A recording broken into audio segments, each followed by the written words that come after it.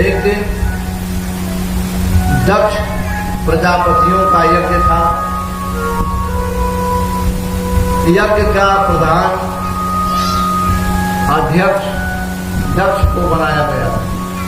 तो जब अध्यक्ष आता है, जब कोई प्रधान सभा में आता है, तो सभी लोग अपने अपने सिंहासन से, अपने आसन से उठ के खड़ा हो जाए, उनका सम्मान करो। जैसे ही प्रजापतियों के यज्ञ का अध्यक्ष दक्ष यज्ञ स्थल में प्रवेश किया, सभी लोग अपने स्थान से उठ के हाथ जोड़े खड़ा हुए सम्मान। लेकिन भगवान शिव अपने आसन से नहीं उठे, अन्ना तो दक्ष को प्रणाम, इसलिए प्रणाम नहीं किया कि जिसे ऊंचा गति स्थान मिल जाता है, घमंडी हो जाता है, गर्व हो जाता है। तो दक्ष को यह घमंड हो गया कि मैं प्रजापतियों का अध्यक्ष बनाया गया, इसलिए बाबा विश्वनाथ ने प्रणाम नहीं। मन बड़ा गुस्साया दक्ष, और दक्ष जो गुस्साया तो गुस्साया, सबसे बड़ा गुस्सा उसको इसलिए आई कि जब ससुर दामाद आमने सामने हो और दामाद ससुर को प्रणाम न करे, पैर न छुए, तो अगल बगल वाले लोग देखेंगे तो सोचेंगे कि कहा कि इसका अपमान मैं कुछ ही दिनों में लूंगा, घबराओ नहीं। दक्ष अपने यहाँ स्वयं एक आयोजन करवाया यज्ञ का, तमाम देवताओं को, ऋषियों को, मुनियों को, सबको निमंत्रण पत्र भिजवा दिया। यहाँ आसन, जो जैसा राजा था उसके लिए वैसा आसन, जो महर्षि थे उनके लिए वैसा, देवता थे वैसा, सबके लिए बढ़िया बढ़िया सुंदर आसन बन गया। नेम प्लेट लग गया सबके आसन पर, इस राजा के लिए, देवता के लिए, फलाने के लिए, सबके लिए, सबके आसन पर नाम लिख दिया। इधर सती बैठी हुई कथा सुन रही हैं और शिव जी कथा उनको सुना रहे हैं। जब कभी लोग सती में और भगवान शिव में वार्तालाप होती थी तो कोई ना कोई कथा सुना देते थे आपस में।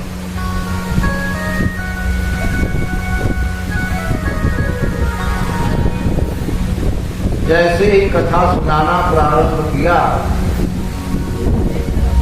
तो एक बार दोनों लोग बैठ के कथा सुन रहे थे, भगवान शिव और पार्वती गांठ जोड़ के कथा सुन रहे थे। तो शिव जी का कथा में ध्यान था। क्या क्यों ध्यान था? कि जो कथा सुनेगा वही तो फिर कथा वाचक पूरा पूरा सुनाएगा। और पार्वती जी का ध्यान कथा में नहीं, पार्वती जी का ध्यान था किसके यहाँ निमंत्रण गया, फला आई कि नहीं आई, जब वह हमारे घर नहीं आई तो उसके घर नहीं जाना है, प्रसाद की व्यवस्था हो गई कि नहीं, बैठने की व्यवस्था है कि नहीं है। सती का ध्यान थोड़ा चंचल, कथा नहीं। कथा में सुनाया जा रहा था कि रामा अवतार होगा, सीता जी का हरण होगा, भगवान राम सीता के वियोग में घूमेंगे, सीता जी को खोजेंगे। तो शिव जी ने कथा को सुन लिया, लेकिन पार्वती जी ने कथा को नहीं सुनी। उनका ध्यान कथा में था। जब सीता हरण हुआ तो शिव जी ने कहा कि देखो ब्रह्म बड़े संकट में है, उनके पत्नी का हरण हो गया। पार्वती जी ने कहा कि मुझे भ्रम हो रहा है, विश्वास नहीं है, या यदि ब्रह्म होते तो इनके पत्नी का हरण कौन करता। अब मान लीजिए पत्नी का हरण हो गया तो इनके पिता तो खुद 3-3 रानियां रखे जाते, दूसरी शादी कर, एक के पीछे खाए घूम रहे। यह भगवान नहीं है, परमात्मा नहीं है, ईश्वर नहीं है, कोई साधारण पुरुष मैं परीक्षा लूंगी। शिव जी ने कहा कि परीक्षा मत लो मत लो मत लो, लेकिन सती ने कहा कि नहीं, दो गलती सती करती हैं एक साथ। पहले तो कथा नहीं सुनती, दूसरे अपने पति की बात नहीं मानती और नकली सीता का वेश बनाकर जंगल में बैठ जाती कि यदि कोई साधारण पुरुष होगा तो वह अपनी सीता समझ के मुझे पकड़ लेगा।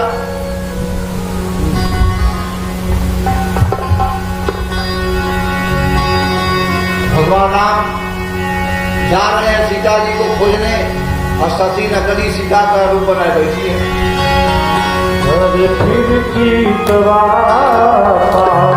जय हो प्रभु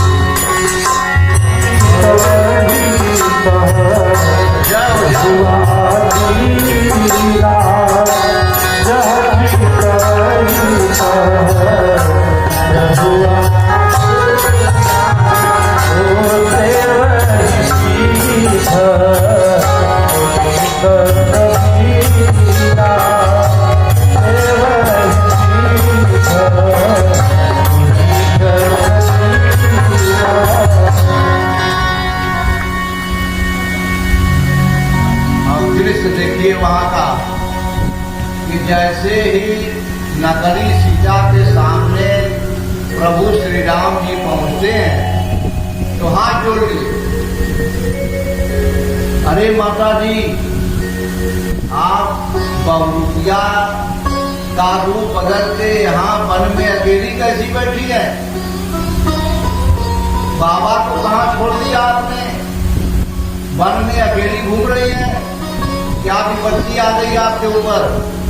स्वयं भगवान राम ने पार्वती जी को प्रणाम किया।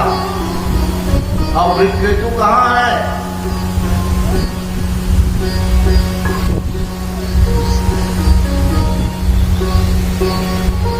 आप इस वन में किस हो रही हैं?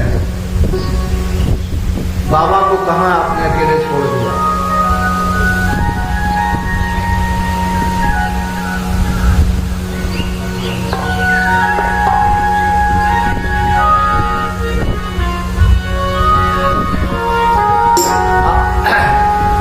बोलिए शंकर भगवान की। आपने कहाँ शिव जी को छोड़ दिया? कहाँ आप अकेली वन में घूम रहे? पहले तो कथा को नहीं सुनी पार्वती जी, पति की बात नहीं मानी, दूसरी गलती।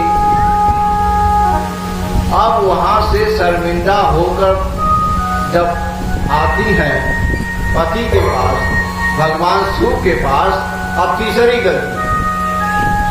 एक झूठ को छिपाने के लिए 27 झूठ बोलना पड़ता है।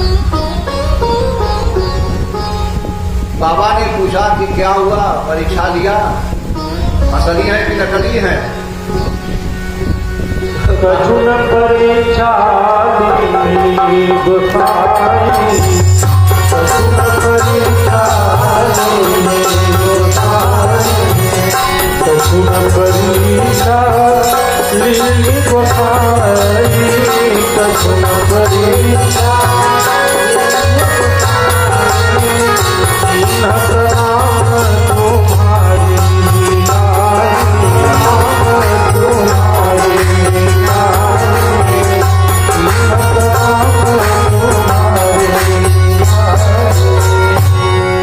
सती ने कहा, पार्वती जी ने कहा कि मैंने परीक्षा नहीं लिया, पति से झूठ बोली। तो जैसे आप रामचंद्र जी को प्रणाम करते हैं वैसे मैं भी प्रणाम करके चली आई। भगवान शिव तो जान गए कि सब झूठ बोल रही है। तो जब तुम्हें पति की बात नहीं माननी है तो पति के घर में तुम्हारे लिए कोई जगह नहीं। त्याग दिया सती। यही तन सती भेंट अब यही ताजी साथी भेंट अब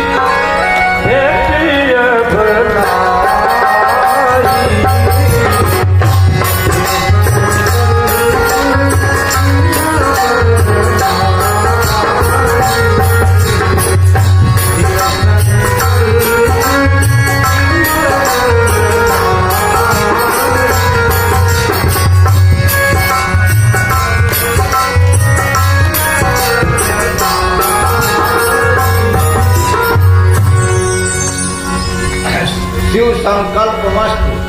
भगवान शिव ने कठिन संकल्प लिया कि जाओ अब इस तन से और उस तन से अब भेंट नहीं होगा। चलिए आज भी वही हो रहा है।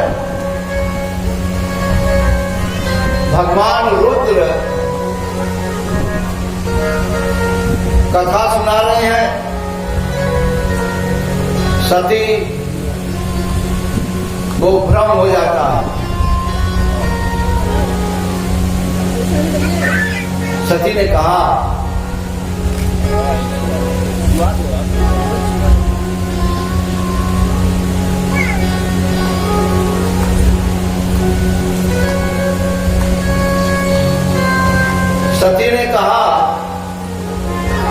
कि यह सब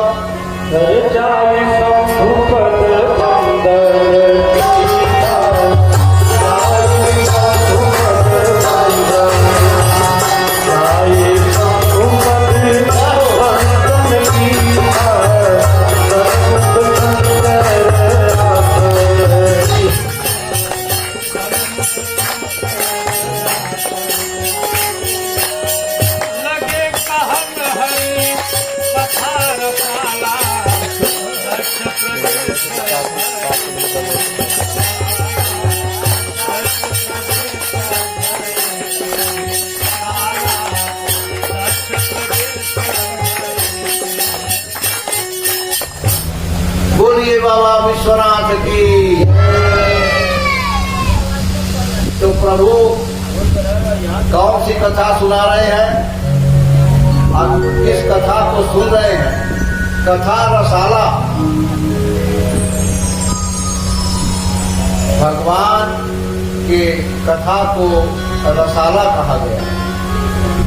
रसाला जानते हैं?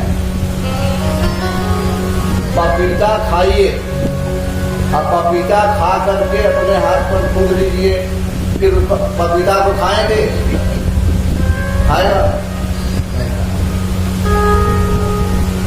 खरबूजा छील के या कोई फल खा लीजिए और खा के अपने हाथ पर फूकिए और फिर उसको खाइए, खाएंगे?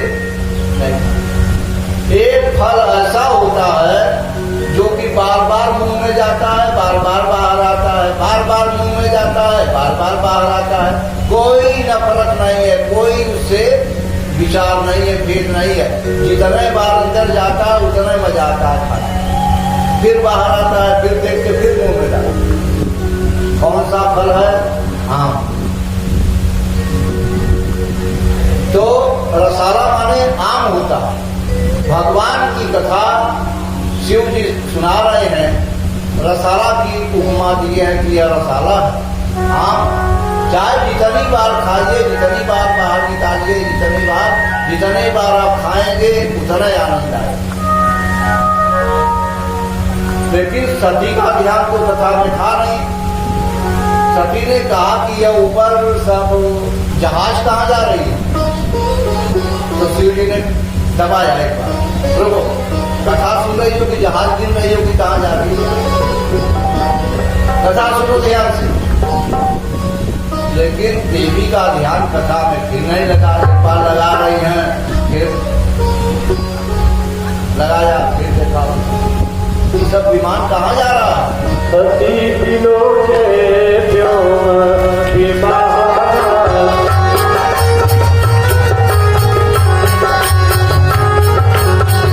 जात करे सुंदर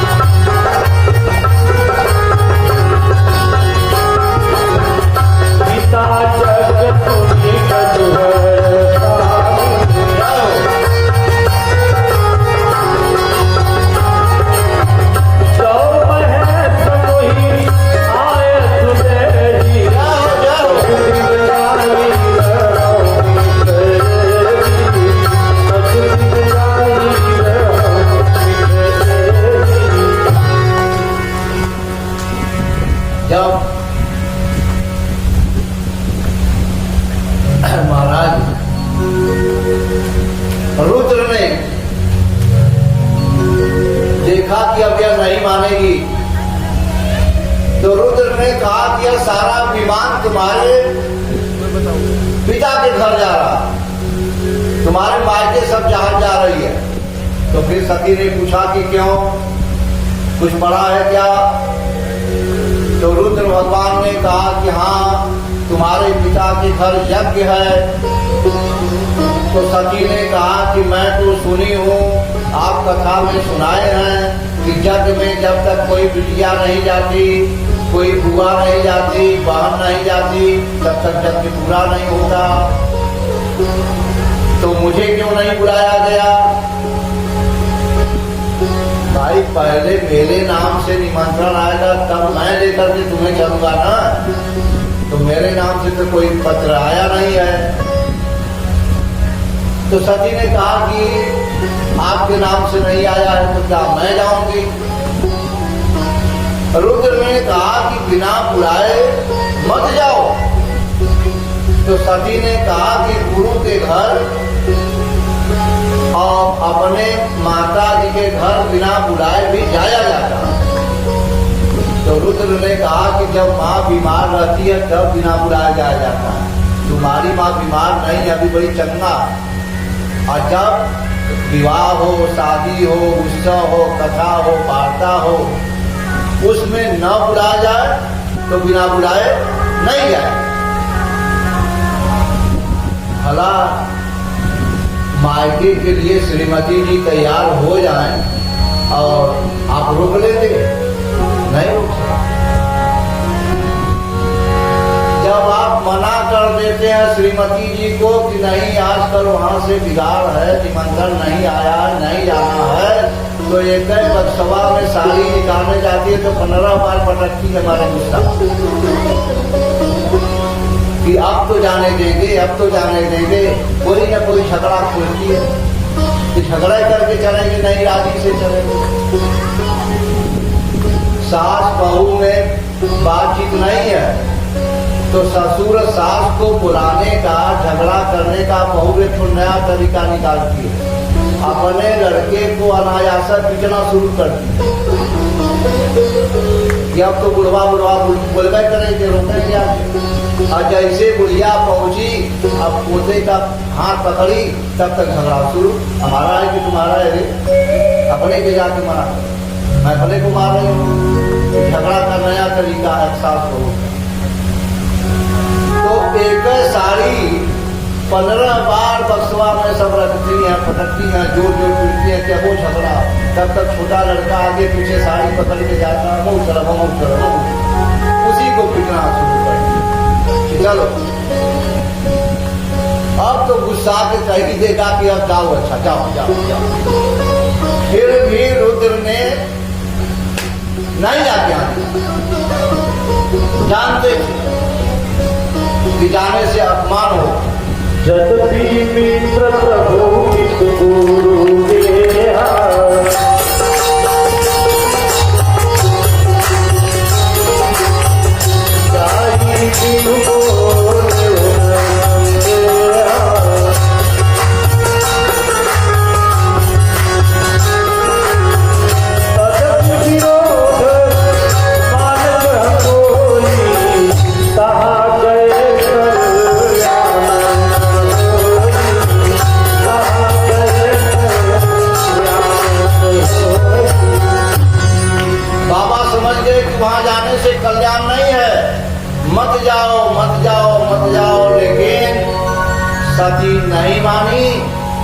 और धीरे से एक तो साड़ी घोड़ा में रखी है चल।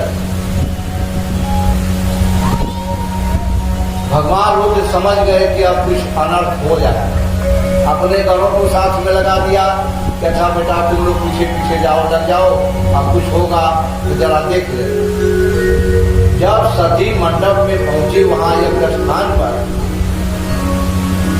घूमने लगी चारों तरफ, तो जब और बहनें जान जाती हैं कि आजकल जीजाजी से वहां से थोड़ा खटपट है, तो और बोली छोली बोलना शुरू करती हैं।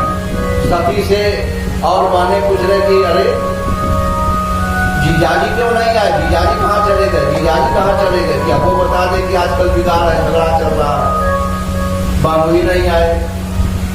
सती कुछ मारे क्रोध में, मारे गुस्सा में बोलती नहीं, क्योंकि सबके लिए आसन बना है, सिंहासन है, सबका नाम लिखा हुआ है, लेकिन भगवान रुद्र का कोई आसन नहीं।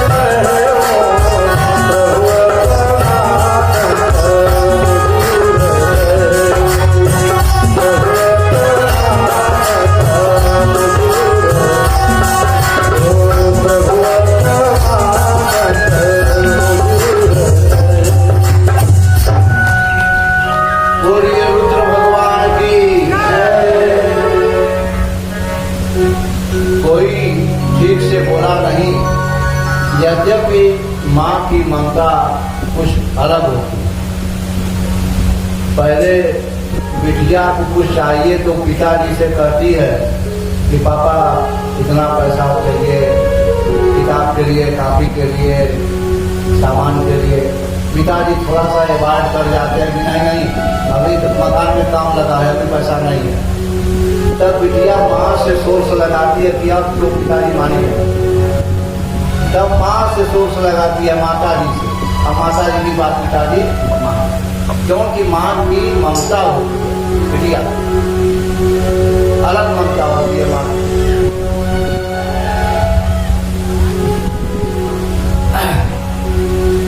यह होती है कि जैसे पुत्र के विषय में आपको बताया गया कि पुत्र का कितना बड़ा महत्व है। पुत्र से कई गुना बड़ा कन्या का महत्व है। पुत्र एक ही गुणों को पवित्र करता है और कन्या दो गुणों को पवित्र करती है। सर्वप्रथम कन्या अपने माता पिता की सेवा करके माता पिता के घर को पवित्र करती, फिर ससुराल में जाकर सास ससुर के घर को पवित्र। दूसरा कारण कि जब हम लोग विवाह कराते हैं तो कन्यादान के समय कन्या का माता पिता हाथ पकड़कर संकल्प बोलता है, 10 पूर्वान दशापरान पवित्री कर्तुम आत्मनश्च। एक कन्यादान देने से 10 पीढ़ी पूर्वान पहले का, दशापरान 10 पीढ़ी बाद का, और जो कन्यादान देता उसका 21 पीढ़ी कुल पवित्र हो। और कारण कन्या पैदा होने का पूजते रमते तत्र देवता। जिस घर में नारी की पूजा होती है उस घर में देवता लोग निवास करते हैं। दीवान जी ऐसा नहीं है कि रोज माला फूल लेके आज से शुरू कर दिया जाए पूजा। जिस घर में नारी का सम्मान होता है उस घर में देवता लोग निवास करते। जिस घर में पशु भूखे मरे, नारी मारी जाए, उस घर से क्यों नहीं लक्ष्मी निकल कर जाए। नारी निंदा मत करो, नारी नर की खान, नारी से नर होत है अर्जुन भीम समान। यदि नारियां नहीं होती तो लगता है कि भगवान की कथा बंद हो गई। पुरुषों के पास कहाँ समय, पुरुष बेचारा जबरदस्ती अपना ड्यूटी में यहाँ वहाँ दौड़ता रहता है। महिलाएं कहती है, नारियां कहती कि नहीं अब भागवत की कथा हो जानी चाहिए, हो जानी चाहिए, हो जानी चाहिए। तो पुरुष बेचारा जबरदस्ती काट के उनके बैठा दिया जाता है कि जब है न उनकी चल जाए। इसलिए माता मैनावती का हृदय बड़ा द्रवित हो जाता है। बिटिया को पकड़ लेती हैं आंचल में, रोने लगती हैं, ले आके हाल चाल पूछती हैं। लेकिन सती के मन में हुआ अपने पति का अपमान, कि जिसे लोग बाबा विश्वनाथ कहते हैं, विश्वनाथ का के पुकारते हैं, और भला तुम्हारे मन में, अपने पिता तुम्हारे मन में उनके प्रति इतना बड़ा द्वेष भर गया।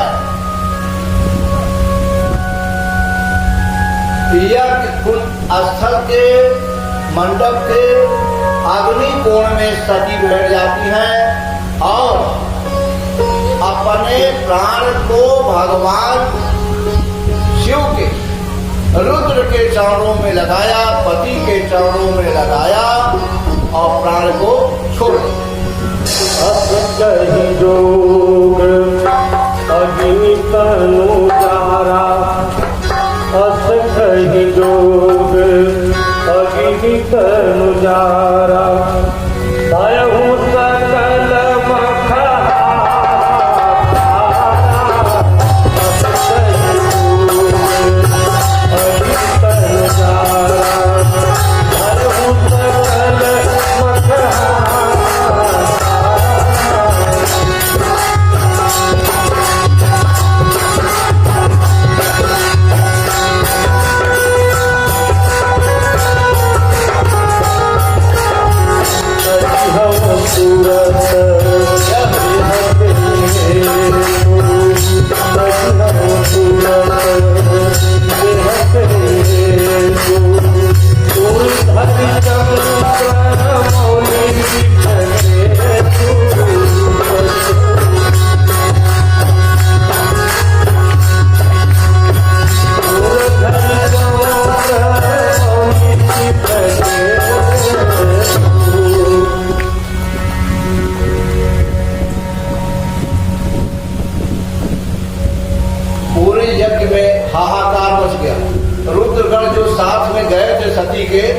वह सब क्रोधित हो गए, टेंट मेंट का सब डंडा मंडा टेंट तंबू गिराने लगे, यज्ञ को विध्वंस कर दिया।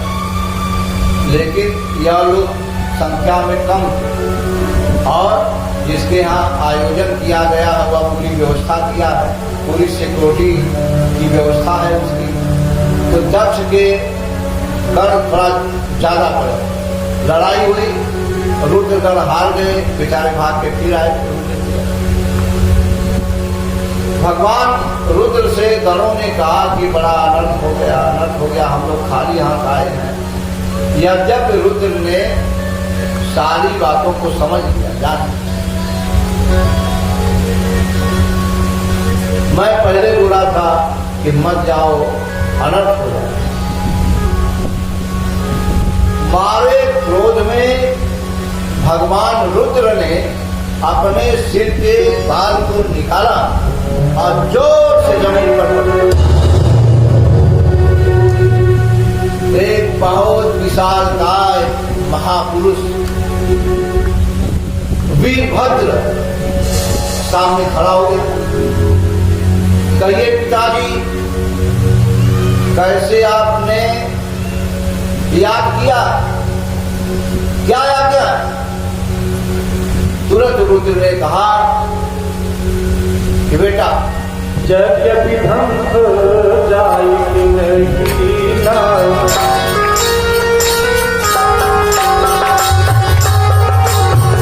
यद्यपि ध्वंस जाय कीना